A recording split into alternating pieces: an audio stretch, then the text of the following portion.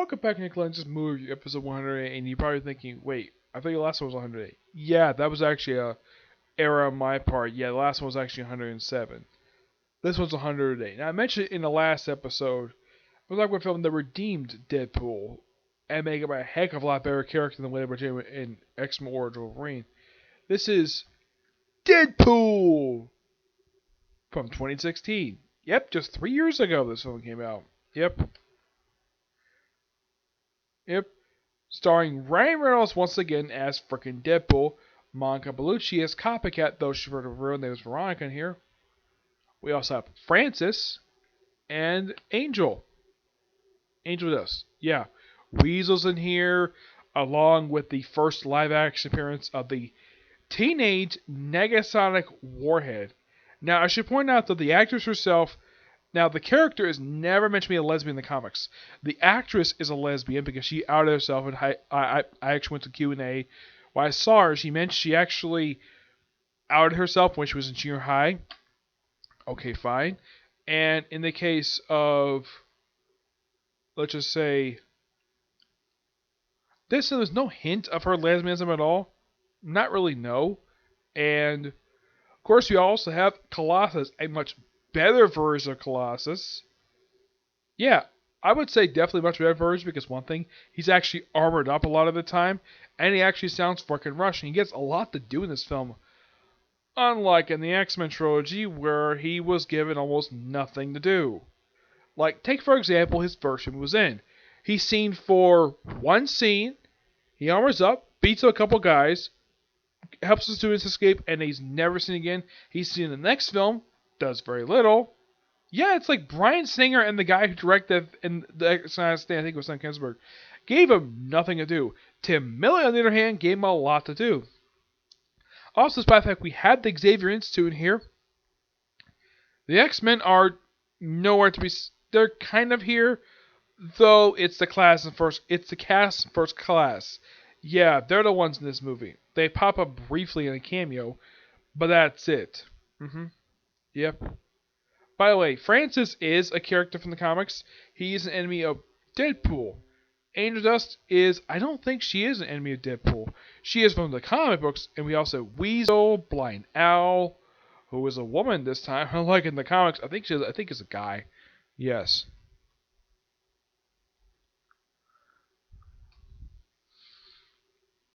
Now the guy who directed this was his film debut. Yeah, first time.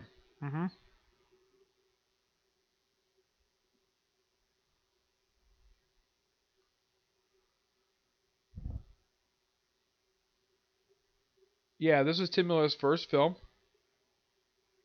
And Francis, aka Ajax, he's played by Aaron Sorrent. Angel Dust is played by Gina Carano. Yeah, those of you not familiar with this actress, I don't think this is the same one who was in that other film with, no, she's an MMA star. Though apparently it made her look a lot more bulkier than she was in, like, the way I'm looking at a picture right here right now. Yeah, I'm looking at a picture of her from like 10 years ago. Like, oh my gosh, they made her a lot more bulkier in this movie, which I'm like, that's kind of surprising. Yep. The one who plays Negasonic Teenage Warhead is Brenna Hedren.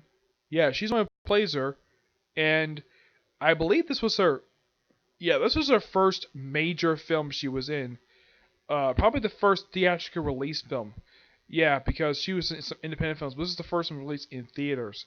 Of course, she came back for the sequel as well.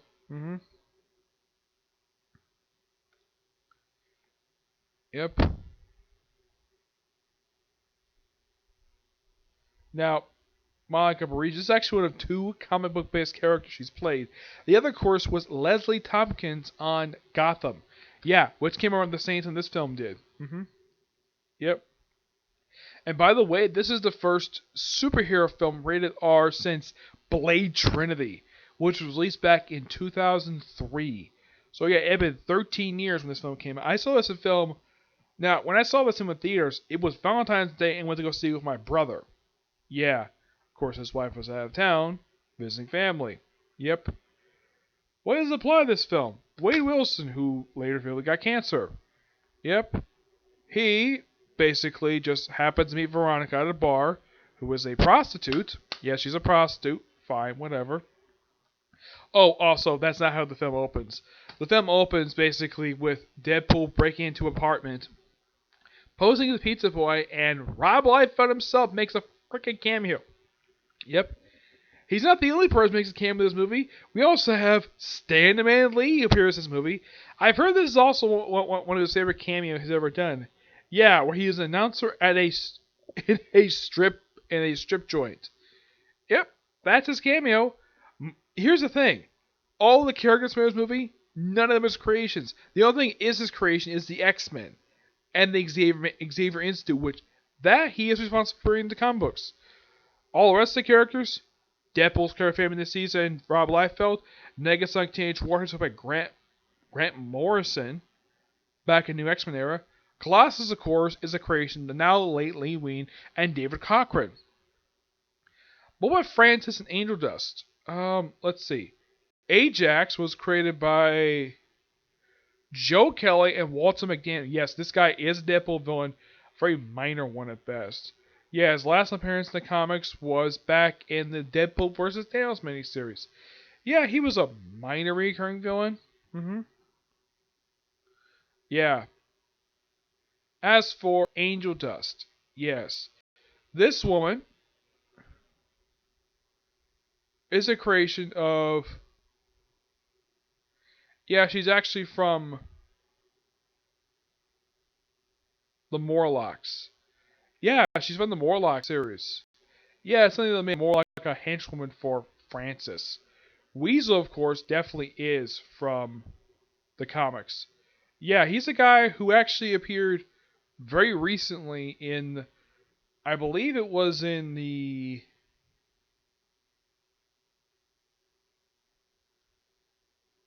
Oh yeah, he was in Spider-Man Deadpool. Yep.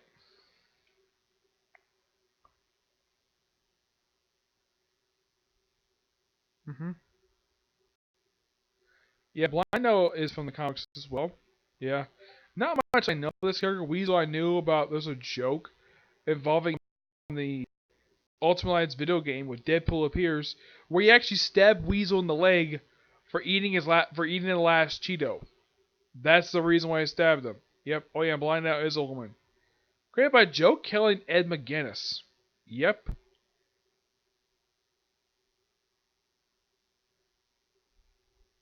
Yeah, very like minor character this character is.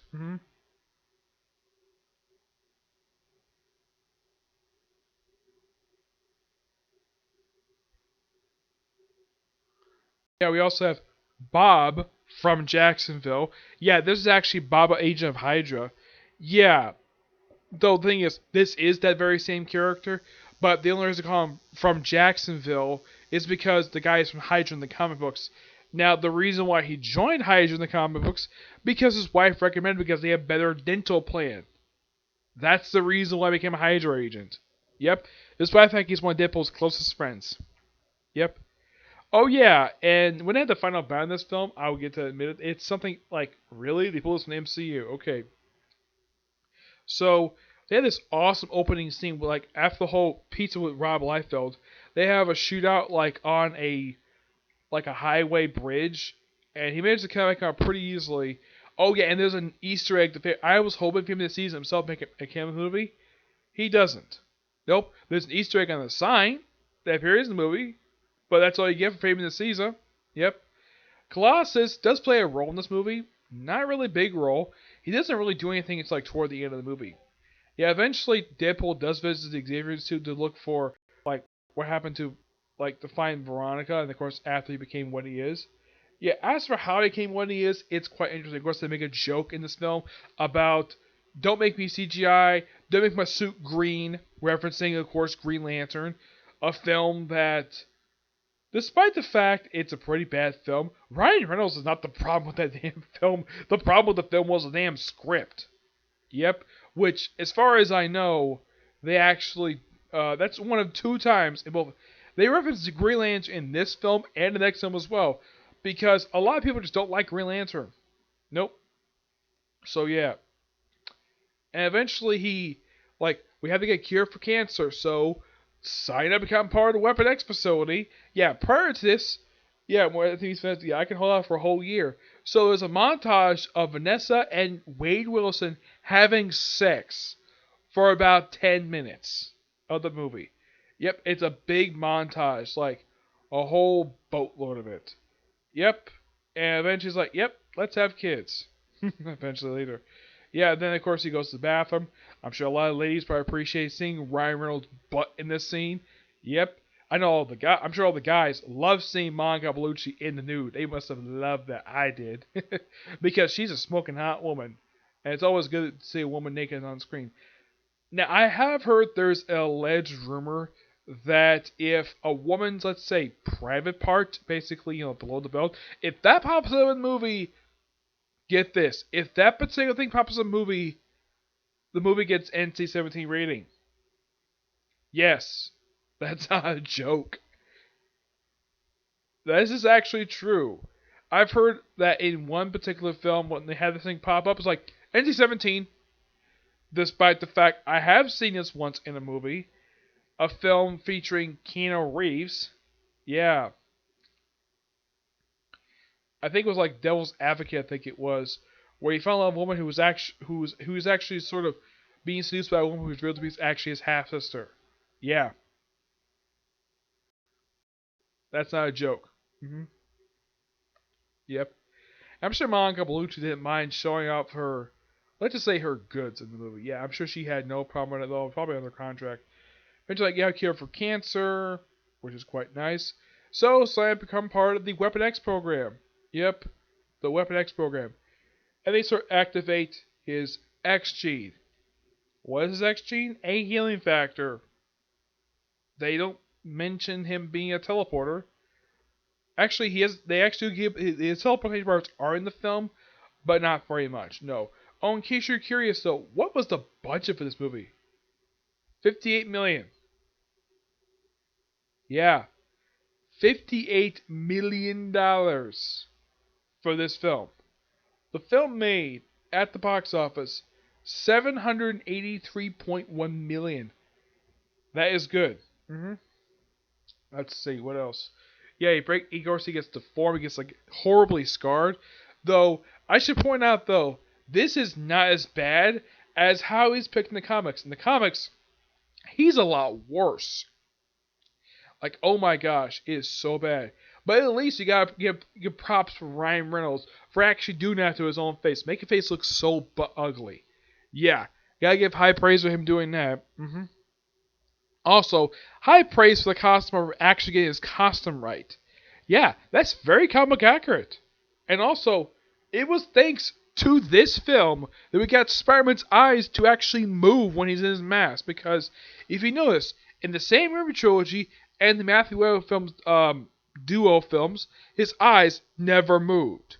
You never saw him move via CGI. It's thanks to this film we finally got that to happen. Yes. Despite the fact that someone came up the same year as Captain America Civil War. Yeah. But this is the first time we see a mask where it looks like it actually moves. I have heard something that Deadpool was also, despite the fact he's a ripoff of Deathstroke, he's also a partial ripoff of Spider-Man. That could explain why Marvel loves teaming up with these two together, despite the fact that Spider-Man doesn't like Deadpool at all. Spider-Man rather team with like Daredevil, Wolverine over Deadpool. Yep. In case you're wondering, is there a reference to Wolverine in this movie? Oh, yes, there is. Via a mask. Yep. That's simply where it is when it comes to this particular film. Yep. Eventually, they do find Vanessa, and she was taken to a freaking helicarrier. Yeah. Thank God they had all the shield symbols, despite the fact, yes, anybody can easily tell this is a freaking helicarrier. They don't mention belonging to S.H.I.E.L.D., so it's very heavily implied that this film might take place in the MCU. They don't confirm it, but it's implied because the helicarrier. So they go on board and they beat up all of Ajax's goons. Ajax himself is eventually killed. Oh yeah, and here's the thing about Angel Dust, because well, Colossus is a thing with not liking nudity because well, it's rated R. Got poked fun of the rating too, so they have Angel Dust have her boob accidentally come out and says, he's like, could you put your thank you. Oh, yeah, Colossus is such a gentleman. Yeah, he allows a woman to put her breast back in her shirt just because of how nice he is.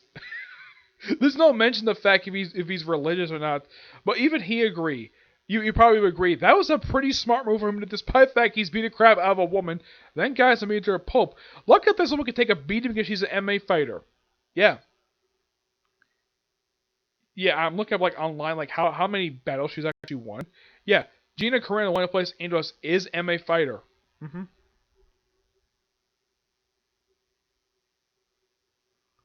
Yeah, I thought this was the same woman from the uh film with Jennifer Tilly. I don't think this is the same woman. Yeah, she was a martial artist. Yeah, her wins are 7-3. Well, 7-1. She's only lost once. hmm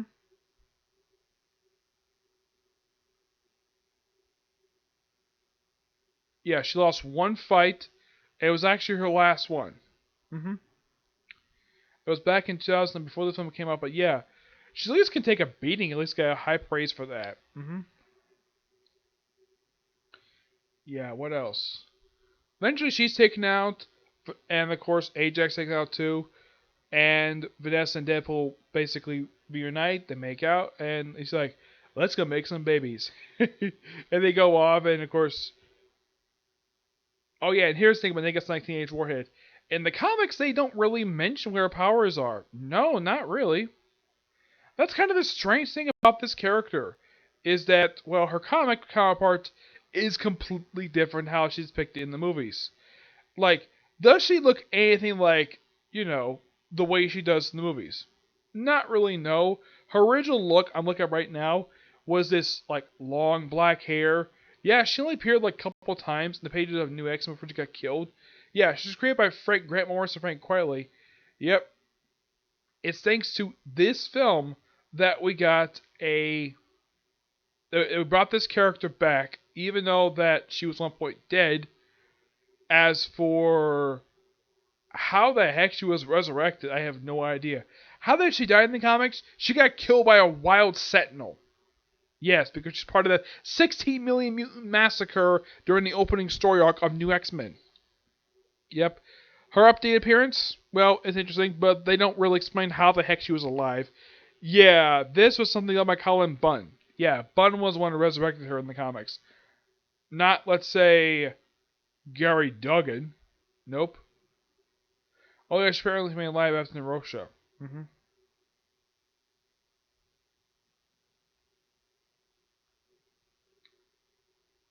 Yeah, here are her powers in the comics. She was only like a telepath. Yep, a telepath.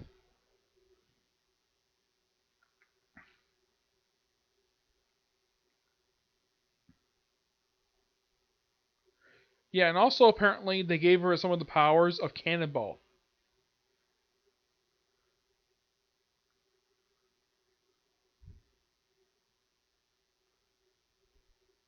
Yeah, but this overall is a great film, and if you hate X-Men Wolverine and you didn't like the interpretation of Deadpool, this film will watch the bad taste in your mouth and have a good time watching. It's fantastic.